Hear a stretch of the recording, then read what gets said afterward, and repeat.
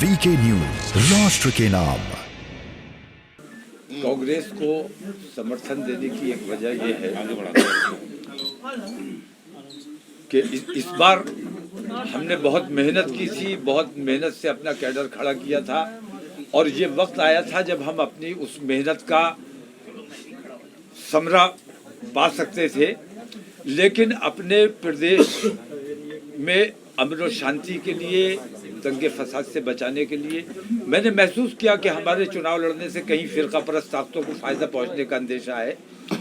तो बहुत गौर किया कि अगर हम चुनाव नहीं लड़ेंगे तो हमें क्या करना चाहिए। तो हमारी कार्यकारिणी ने ये फैसला किया कि किसी सेकुलर जमात की हिमायत करनी चाहिए।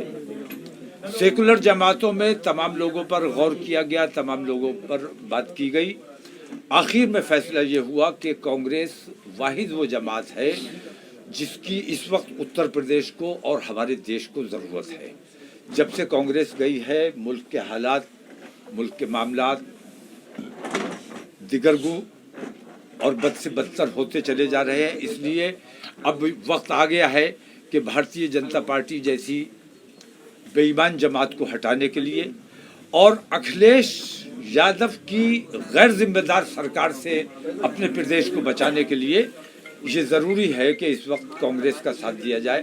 क्योंकि हमने भारतीय जनता पार्टी की 80 और 20 की मानसिकता वालों की सरकार देख ली, उनका इंसाफ देख लिया, उनकी मानवता देख ली और 2012 से 2017 तक हमने समाजवादी की सरकार भी देखी। मैं उनके साथ भी रहा, मैंने उनके साथ भी काम किया है।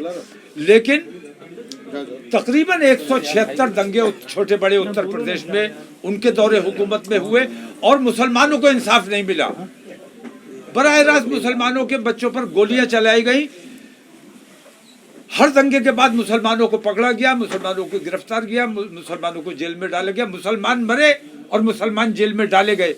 ऐसा माहौल, दंगा होता है, हिंदू मुसलमान सबका नुकसान होता है और ना हिंदू चाहता है कि दंगा हो, ना मुसलमान चाहता है। कोई नहीं चाहता है कि देश में हमारे कर्फ्यू लगे या हमारे प्रदेश में कर्फ्यू लगे। अगर समाजवादी की सरकार आएगी तो कर्फ्यू से प्रदेश को नहीं बचाया जा सकता। भारतीय जनता पार्टी की सरकार आएगी, नाइंसाफी से नहीं बचाया जा सकता। इसलिए इस वक्त हिंदू मुसलमान से ऊपर उठकर तमाम लोगों को मुत्तहिद होकर इस वक्त कांग्रेस पार्टी का साथ देना चाहिए। और हमने कांग्रेस को भी बहुत करीब से देखा।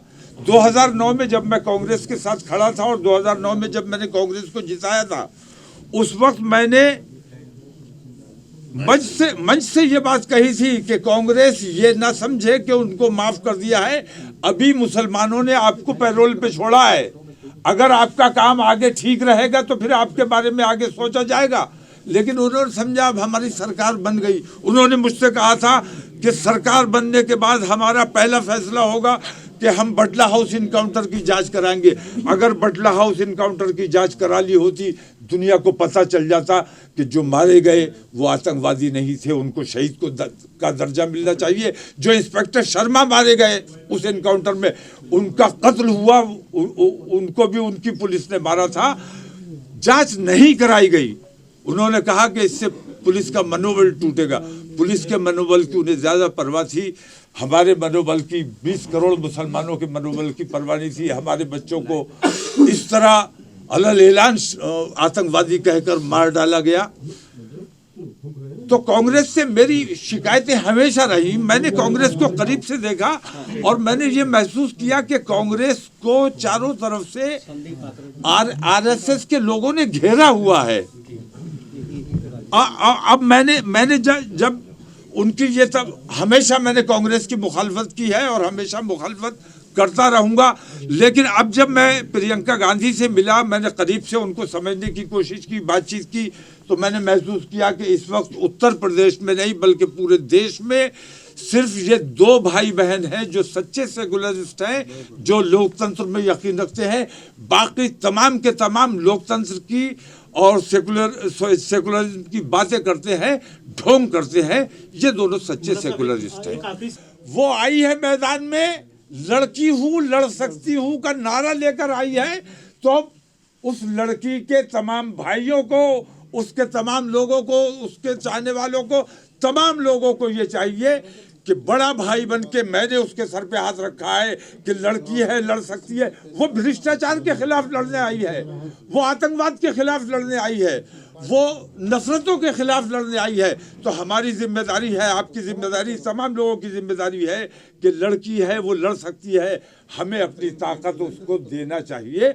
और हमारे पास वोट की जो ताकत है, वो वोट की ताकत प्रियंका गांधी को देश का प्रधानमंत्री तक बनाने का काम करेगी। लेकिन तमाम जो सर्वे आ रहे हैं उनमें समाज, ये है ड्रीम मीडिया नेटवर्क और आप देख रहे हैं देश का पहला 24/7 digital news channel VK news, राष्ट्र के नाम।